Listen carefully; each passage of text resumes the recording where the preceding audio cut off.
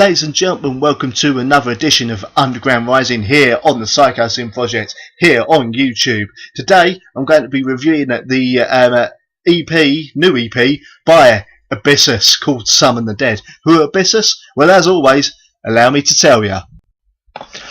Abyssus were formed back in the May of 2011. They've released their first self-financed EP, Monarch to the Kingdom of the Dead, in 2012. Many live shows and several releases followed in 2013 and 2014. A split with legendary Nocturnal Vomit, named No Life in the Coffin. A split with Czech veterans Morbida, named From the Abyss Raised the Morbid. A split with crust punkers Slacked Grav, named Obscure, and of course the tape Summon the Dead, which I'm reviewing for you today. The group entered the dark family of Memento Mori, and its debut album will be released later this year. The band's sound is influenced by bands, symbols of old school death metal such as Possessed, Autopsy, Obituary, Boltfire, Death, Benediction, etc., combined with Slayer-like riffing. The band is only two people and currently consists of Kostas Analytis on vocals and bass, and Panos Korpaliotis. I do apologise if I've completely mispronounced that.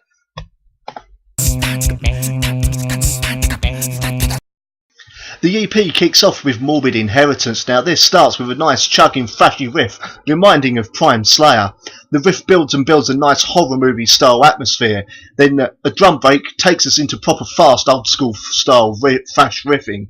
The vocals come in sounding very much like John Tardy of Obituary, with a touch of early Cannibal Corpse style Chris Barnes in there.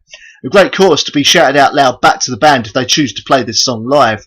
The guitars are tuned to that old school death metal tuning, sounding like razors slicing through flesh. At the 2.5 minute mark we get a great inventive, slightly discordant guitar solo, adding to the creepy atmosphere. Then the song comes to a sudden end. Up next is the title track of the EP, Summon the Dead. This starts with a great full-on thrash riff and those awesome vocals straight away, one to spark mosh pits into a frenzy live. A great slower riff emphasises the chorus vocals to superb effect. The drumming and bass keeps the pace of the song up into the red exactly how it should be. A nice change of riff halfway through the song into a mid-paced deathly groove is superbly judged by the band and gives a nice change of tempo and feeling to the song. Then the guitar solo comes in at the 2 minute mark, to showcase the superb talent of the band. We then return to the fast, deathly thrashing from before that takes us through to another sudden ending. Up next is Sacrifice. This starts with another superb groovy style thrashing riff, full of menace.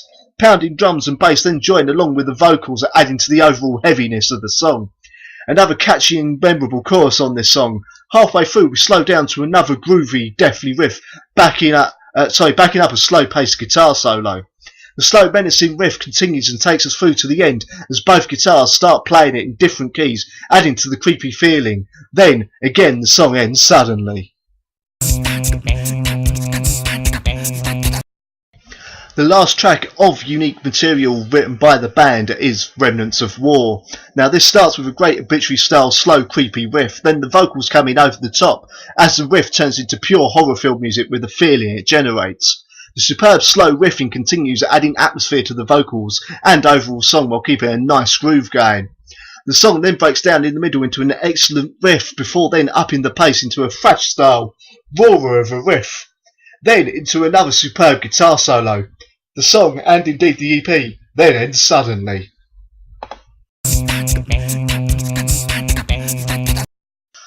First of all, there is a Sodom cover on this EP as the 5th track, which is called Outbreak of Evil. However, I personally don't know Sodom that well, and I feel it would do this band wouldn't really do this band justice, along with Sodom themselves, for someone who doesn't know the original to kind of try and tell you whether the cover is any good. So I'll leave that to another reviewer. However, this band captures the best bits of Obituary and Slayer while adding something unique and special with their sound.